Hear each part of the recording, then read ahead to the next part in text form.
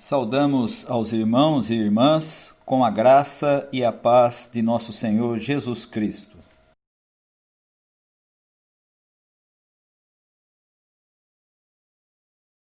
Meu povo, escute o meu ensino e preste atenção no que estou dizendo.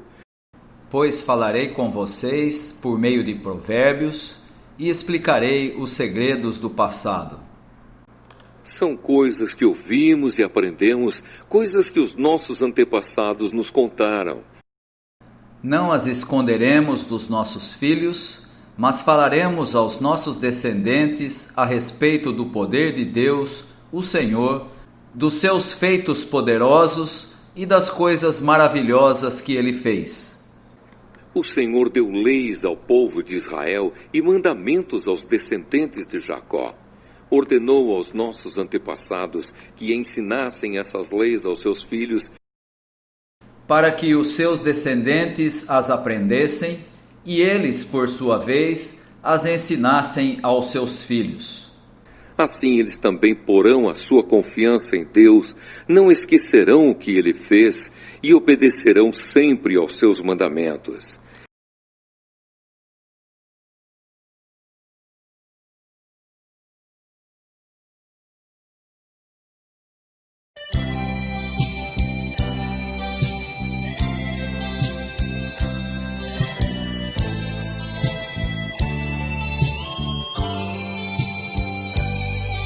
O que ouvimos e aprendemos, o que nos contaram nossos pais, não encobriremos aos nossos filhos. Contaremos às vindouras gerações os louvores do Senhor, o seu poder e as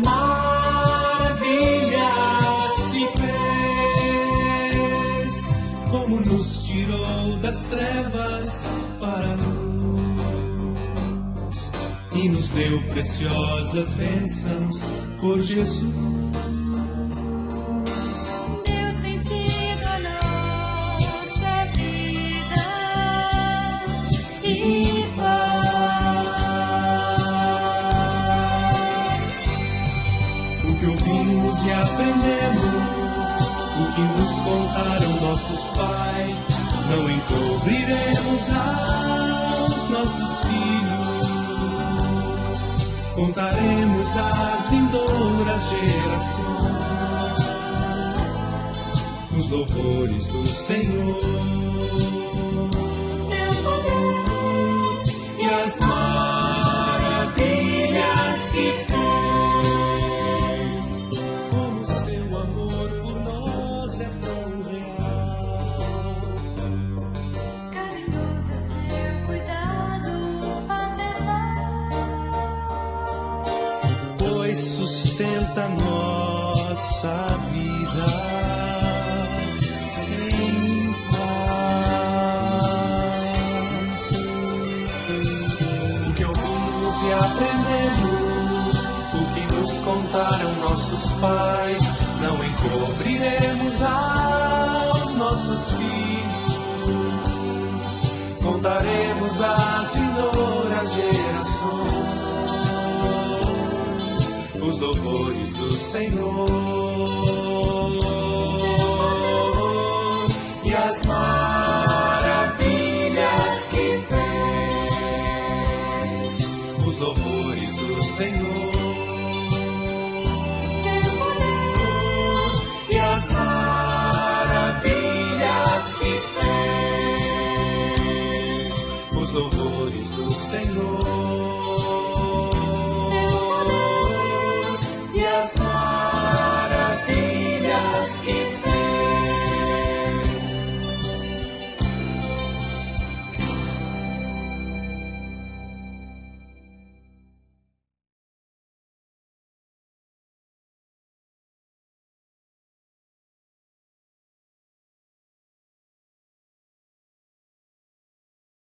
Quem tenta esconder os seus pecados não terá sucesso na vida, mas Deus tem misericórdia de quem confessa os seus pecados e os abandona.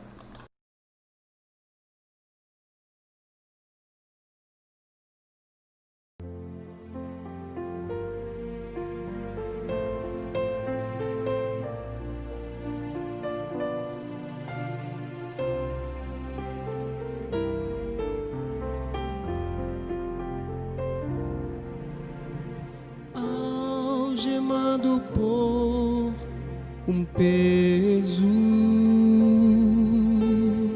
Oh, quão triste eu andei, até sentir a mão de Cristo. Não sou mais como eu era, eu sei. Tocou-me, Jesus tocou-me. De paz Ele encheu meu coração. Quando o Senhor Jesus me tocou, livrou-me da escuridão. Desde que encontrei a Cristo e senti seu terno amor, tenho achado paz e vida. Para sempre cantarei em seu louvor. Tocou-me, Jesus tocou-me. De paz Ele encheu meu coração. Quando o Senhor Jesus me tocou, livrou-me da escuridão. Tocou-me, Jesus tocou-me. De paz Ele encheu meu coração. Quando o Senhor Jesus me tocou, livrou-me da escuridão. Quando o Senhor Jesus me tocou, livrou-me da escuridão.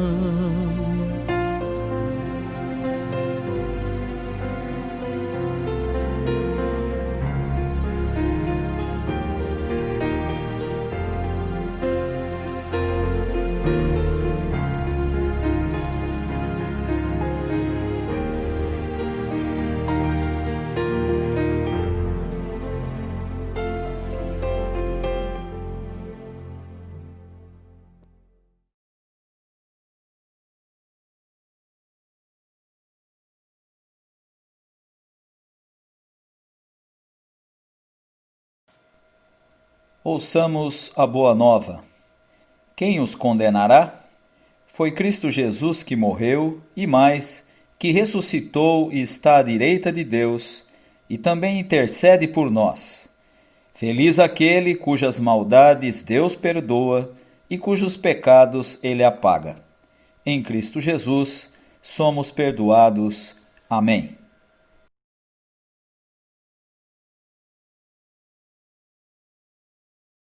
Reconciliados com Deus por meio de seu Filho Jesus Cristo, louvemos o seu nome com as nossas vozes.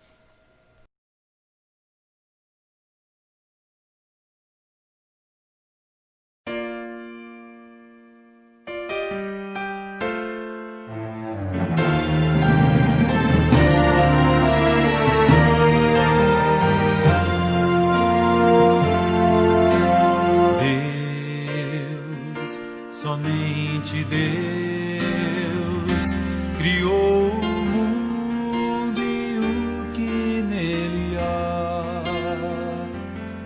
O ser que pode respirar existe para mostrar a glória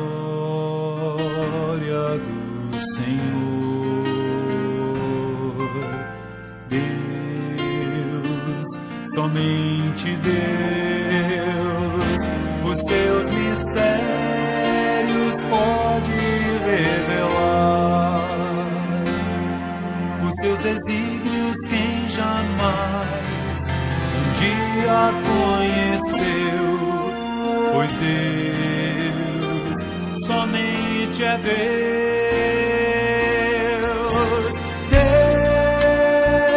Deus, somente Deus, domina o trono do universo. E a voz da criação se erga para dar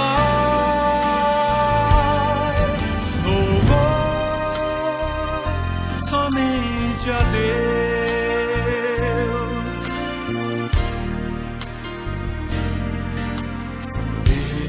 Deus, somente Deus, eternamente em nós há de inspirar a alegria de adorar, desejo de exaltar a Deus, somente a Deus. Deus, somente Deus, domina o trono do universo. E a voz da criação se erga para dar louvor somente a Deus.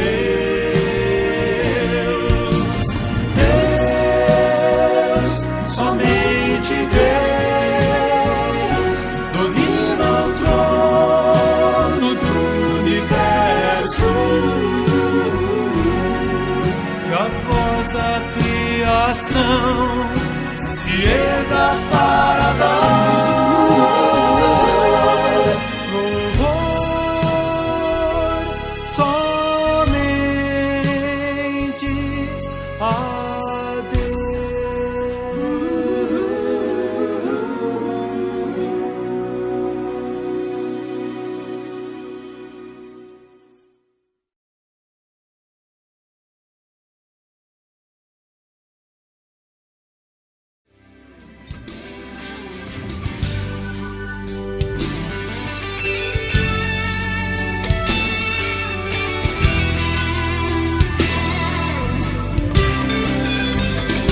Eis-me aqui outra vez diante de ti, abro meu coração, meu clamor, tu escutas e fazes cair as barreiras em mim. És fiel, Senhor, e dizes palavras de amor e esperança sem fim. Ao sentir teu toque, por tua bondade libertas meu ser. No calor deste lugar eu venho me derramar, dizer que te amo, me derramar, dizer te preciso, me derramar, dizer que sou grato, me derramar, dizer que és formoso.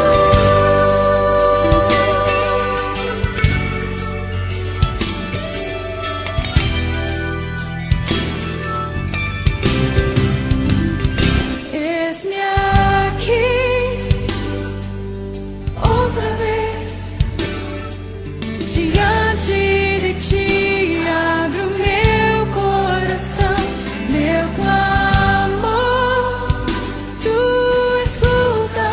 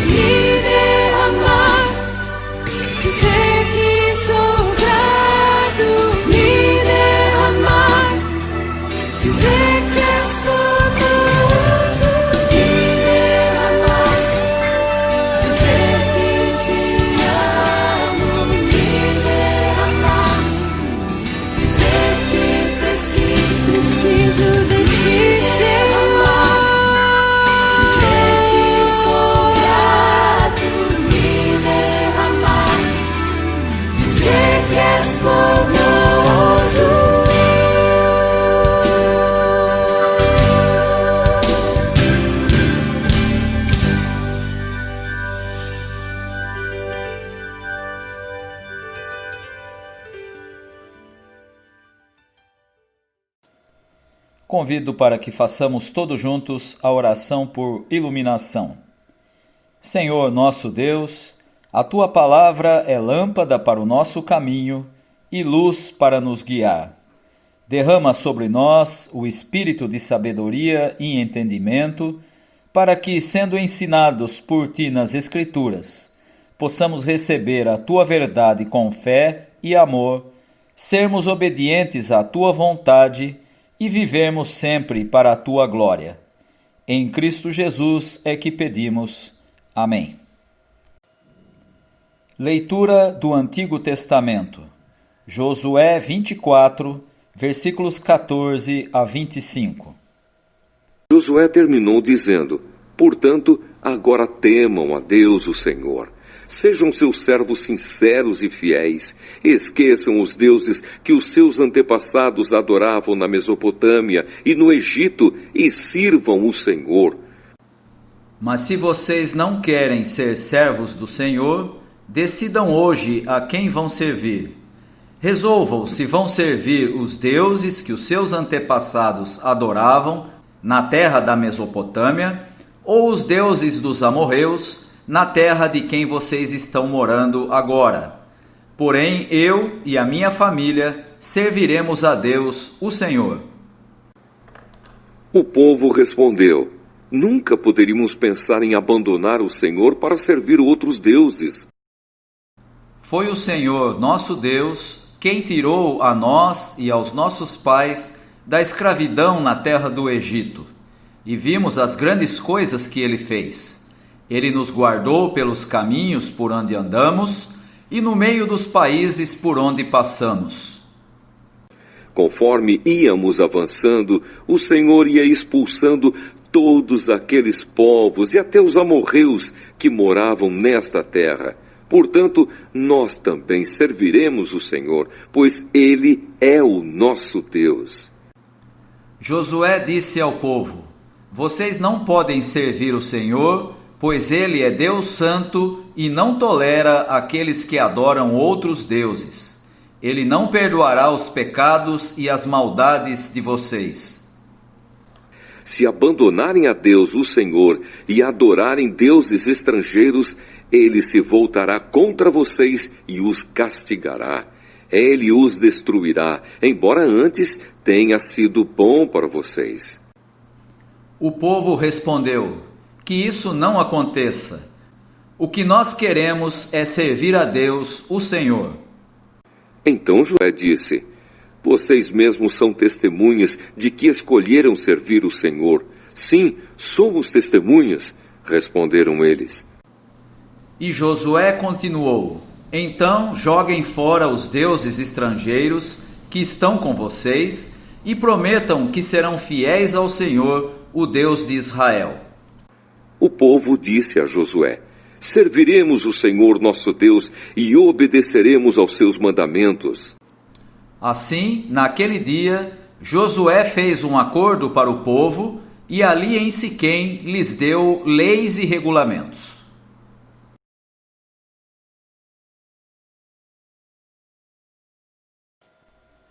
Leitura do Novo Testamento. 1 Tessalonicenses, capítulo 4, versículos 13 a 18. Irmãos, queremos que vocês saibam a verdade a respeito dos que já morreram, para que não fiquem tristes como ficam aqueles que não têm esperança. Nós cremos que Jesus morreu e ressuscitou, e assim cremos também que depois que Jesus vier, Deus o levará de volta e junto com ele levará os que morreram crendo nele. De acordo com o ensinamento do Senhor, afirmamos a vocês o seguinte: nós, os que estivermos vivos no dia da vinda do Senhor, não iremos antes daqueles que já morreram. Porque haverá o grito de comando e a voz do arcanjo e o som da trombeta de Deus, e então o próprio Senhor descerá do céu. Aqueles que morreram crendo em Cristo ressuscitarão primeiro. Então nós, os que estivermos vivos, seremos levados nas nuvens junto com eles, para nos encontrarmos com o Senhor no ar. e assim ficaremos para sempre com o Senhor. Portanto, animem uns aos outros com essas palavras.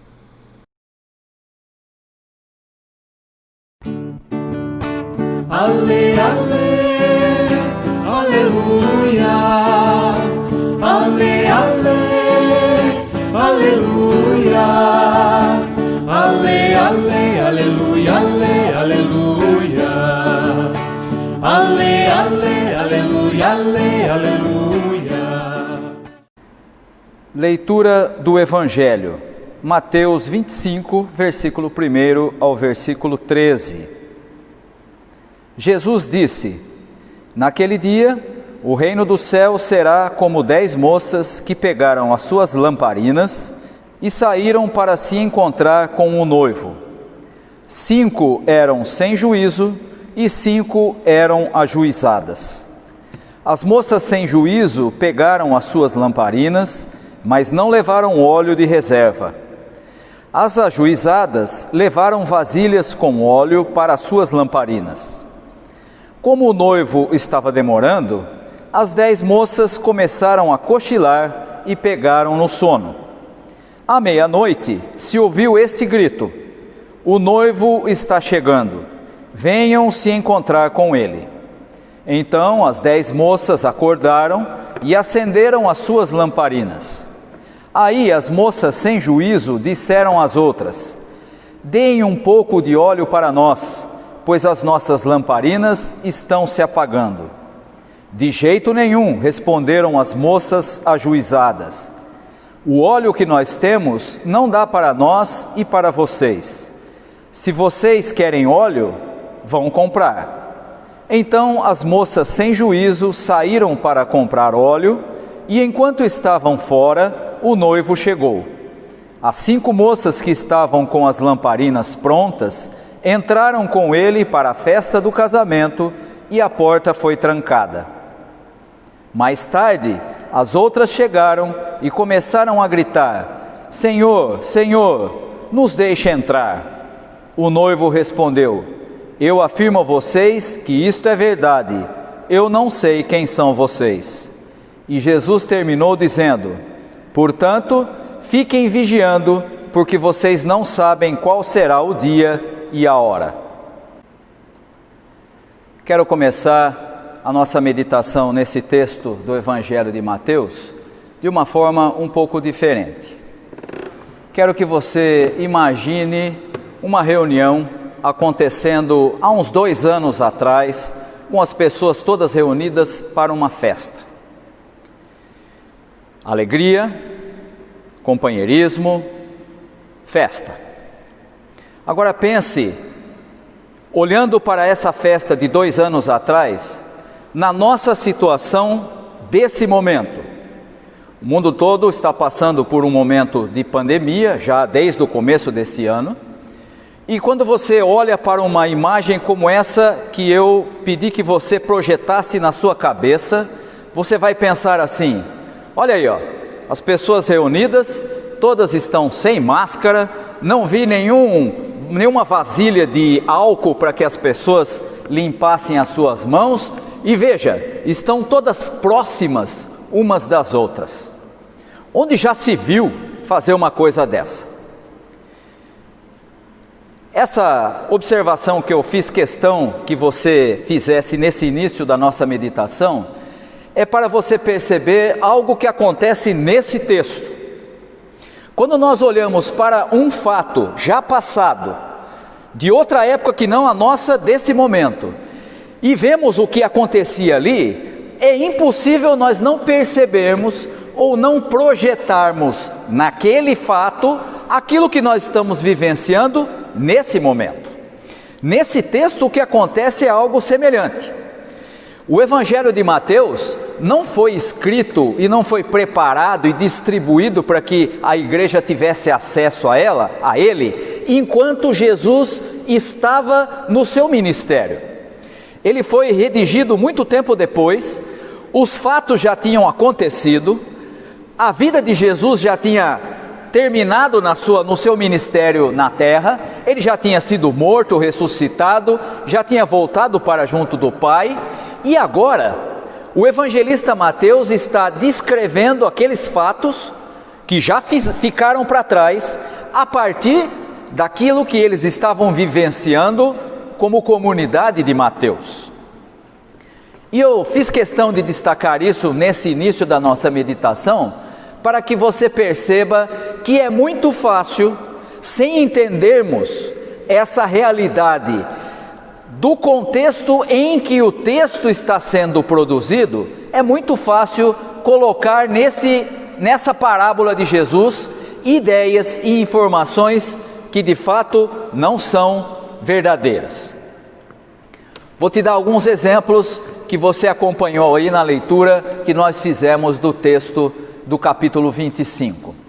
Uma das coisas mais comuns na interpretação desse texto é dizer que aquelas moças que foram imprudentes e que não tinham o óleo para a sua lamparina, para a sua tocha, para aquilo que elas tinham que usar para esperar o noivo, elas são aquelas que não tiveram fé suficiente, não foram obedientes suficiente, ou mais, tinham até fé, mas faltou a elas a prudência de reservar aquilo ou de praticar aquilo que agradasse ou que preparasse para a vinda do noivo. Se você partir dessa ideia, e se você partir da ideia de que as outras moças foram mais prudentes porque mantiveram ou levaram o óleo suficiente caso o noivo atrasasse ou demorasse, como acontece no texto, então você teria uma separação muito fácil de se fazer. De um lado, aqueles que são fiéis, que são obedientes e que têm fé, e outros que até creem, mas são imprudentes, mas não fazem aquilo que deveriam fazer, não veem as coisas do ponto de vista das exigências que se tem de alguém que vai esperar o noivo. Então você teria aqui com grande facilidade uma interpretação de uma parábola de Jesus que revela aspectos importantes do reino de Deus, separando aqueles que são melhores daqueles que são piores. Nada mais contrário ao ensino de Jesus, nada mais contrário ao que nós encontramos em todo o seu ministério, que deixa claro que tudo que acontece em termos de reino de Deus vem pela graça de Deus e não pelo esforço humano, não pelo esforço nem daquelas que eram prudentes e nem pelo desleixo daquelas que eram imprudentes. E aí então você vai dizer, mas então onde é que nós vamos entender, como é que nós vamos entender essa parábola contada por Jesus, se ela está sendo agora apresentada em outro contexto, no contexto da comunidade de Mateus, que está olhando para trás e interpretando essa parábola. Veja, se Jesus estivesse falando para os seus ouvintes, dizendo que o noivo, e o noivo aqui, todos nós temos muita facilidade de compreender que ele está se referindo a si mesmo, a chamada parousia, ou seja, a sua volta depois da morte e ressurreição, ao seu retorno, como nós conhecemos em toda a Escritura Sagrada. Não é difícil perceber isso. Seria muito estranho se Jesus estivesse dizendo, olha, o noivo está demorando para voltar. Na realidade, quem tinha essa sensação era a comunidade de Mateus. Por quê? Jesus já tinha morrido, ressuscitado, voltado para o Pai, os anos começaram a passar, o tempo começou a continuar, a igreja enfrentando problemas e dificuldades nos seus relacionamentos, na sua vivência no mundo, que não quer absolutamente nada com a mensagem ensinada por Jesus Cristo, e agora eles começam a olhar para aquilo que Jesus havia dito e começam a pensar, ué, cadê o noivo? Ele não disse que voltaria logo? E você vai encontrar essa mesma ideia nos textos de Paulo. Paulo faz referência, olha, fiquem atentos, porque no momento em que você não esperar, é o momento em que Jesus vai voltar. Se você voltar no capítulo anterior, capítulo 24 do Evangelho de Mateus, você vai encontrar a mesma ideia, a necessidade de vigilância, porque não se sabe nem o dia nem a hora. Isso é uma forma da comunidade de Mateus, olhando para o passado, para aquilo que foi ensinado por Jesus, agora olhar e dizer: o mestre vai voltar, mas parece que ele está demorando um pouco. E porque o mestre está demorando um pouco, o que é que nós temos que fazer? Qual deve ser a nossa ação? Como é que nós devemos nos comportar? E então nós vamos entender o sentido dessa parábola da forma como aquela igreja, aquela comunidade, a comunidade de Mateus, agora analisa. Mateus, falando para a sua comunidade, mostra que há necessidade de duas coisas. Primeiro, ele destaca que há uma festa preparada, uma festa de casamento. E essa é uma imagem que nós já conhecemos no próprio Evangelho de Mateus, comparando o reino de Deus com uma festa de casamento. Não é um ambiente de julgamento, não é um ambiente de separar os bons dos maus, não é um ambiente voltado para discriminar aqueles que foram bons e aqui, portanto, merecem toda a recompensa daqueles que foram maus e que não merecem recompensa alguma, mas uma festa.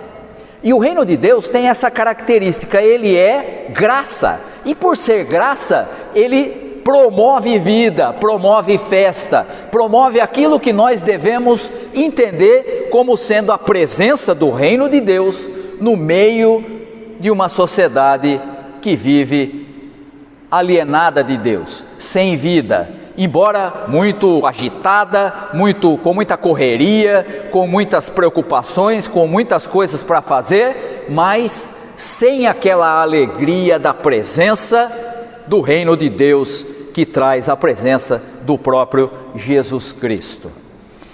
Portanto, o primeiro aspecto a se destacar é: o reino de Deus é apresentado novamente por Jesus como uma festa de casamento.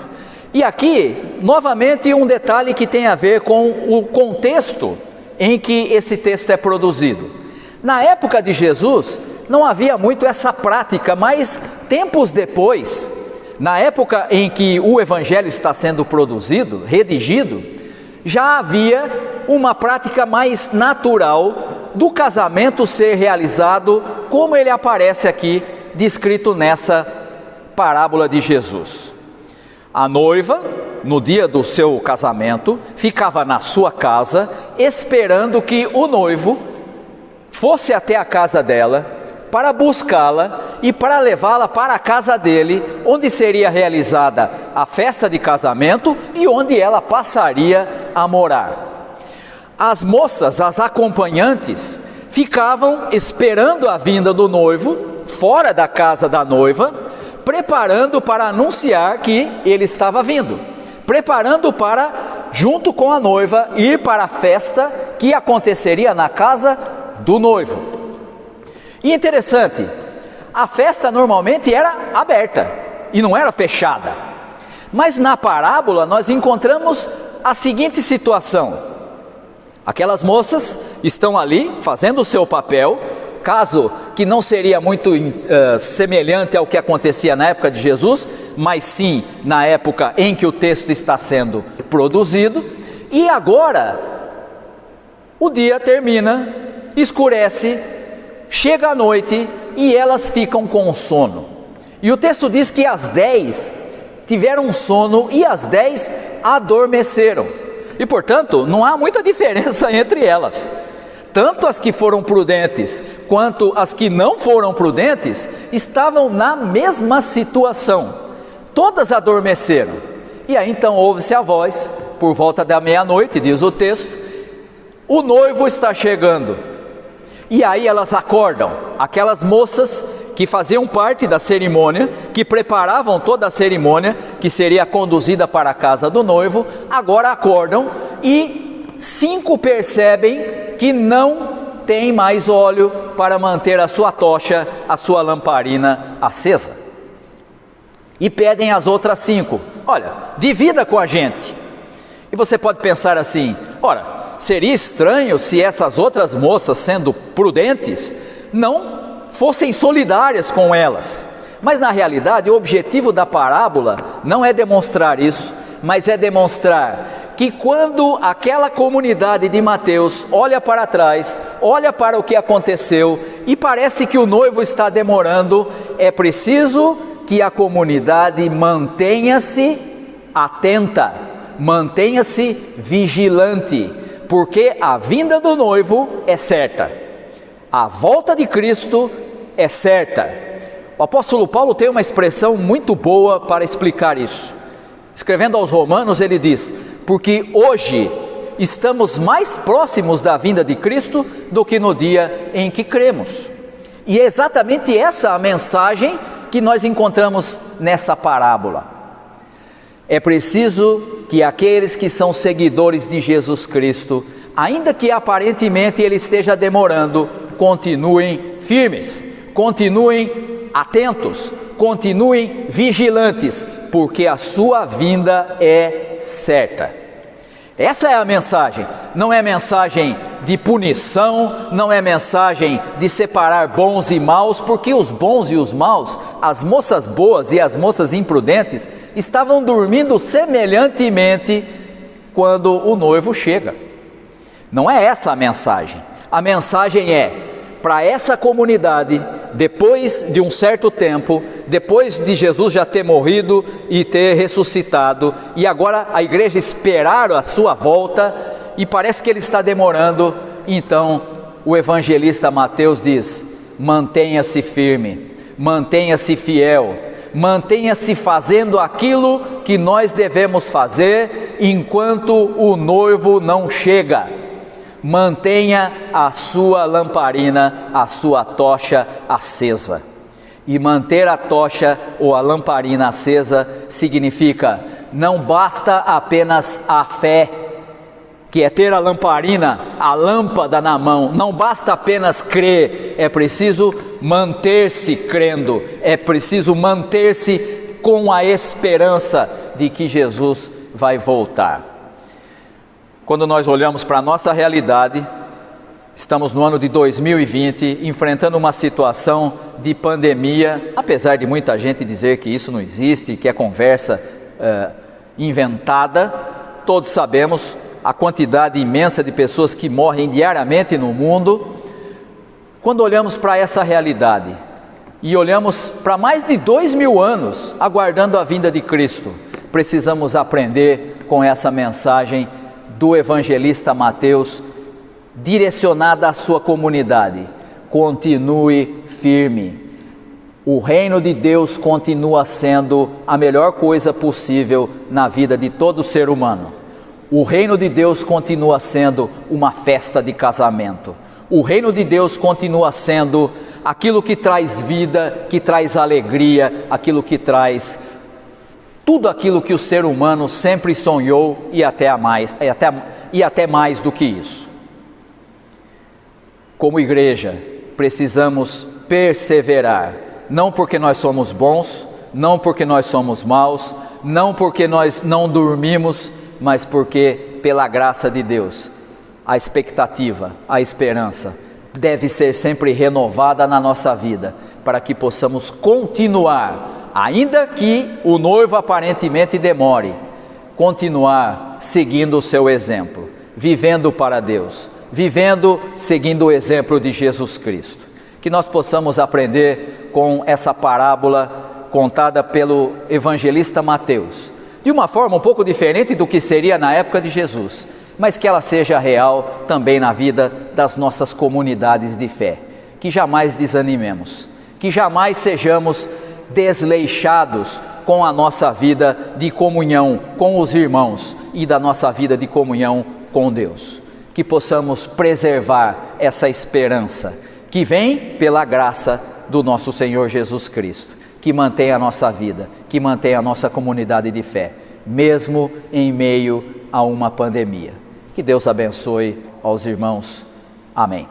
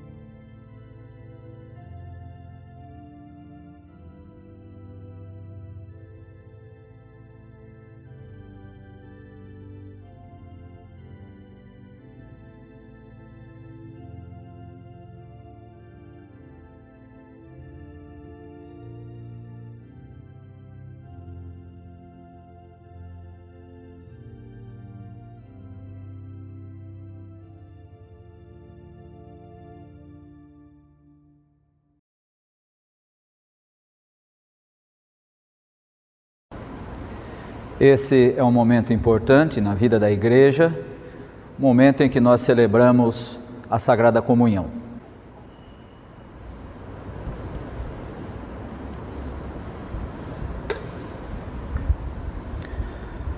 O Senhor Jesus, na noite em que foi traído, tomou o pão e o partiu, como eu faço agora ministrando em seu nome, e o deu aos discípulos, dizendo: isto é o meu corpo que é dado por vós, comei dele todos, fazei isto em memória de mim. Por semelhante modo, depois de haver ceado, tomou Jesus o cálice, como eu faço agora ministrando em seu nome, e o deu aos discípulos, dizendo: este cálice é a nova aliança no meu sangue. Bebei dele todos, fazei isto em memória de mim. Porque todas as vezes que comerdes do pão e beberdes do cálice, anunciais a morte do Senhor até que ele venha. Podem servir os elementos.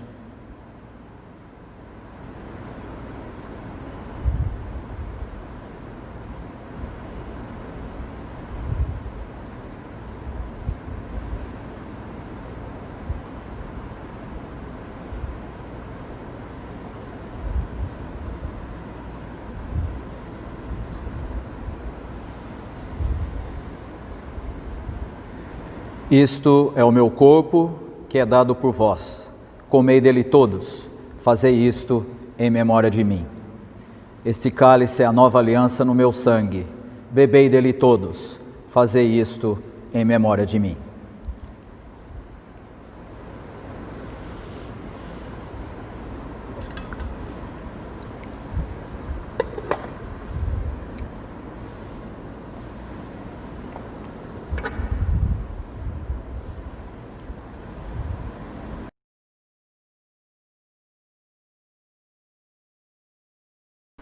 Recebei a bênção. E a paz de Deus, que excede a todo entendimento, guardará os vossos corações e mentes em Cristo Jesus. E que o Deus Pai, Deus Filho, Deus Espírito Santo, Trindade augusta, excelsa, una e santíssima, esteja com todos vós, hoje e para todo sempre. Amém.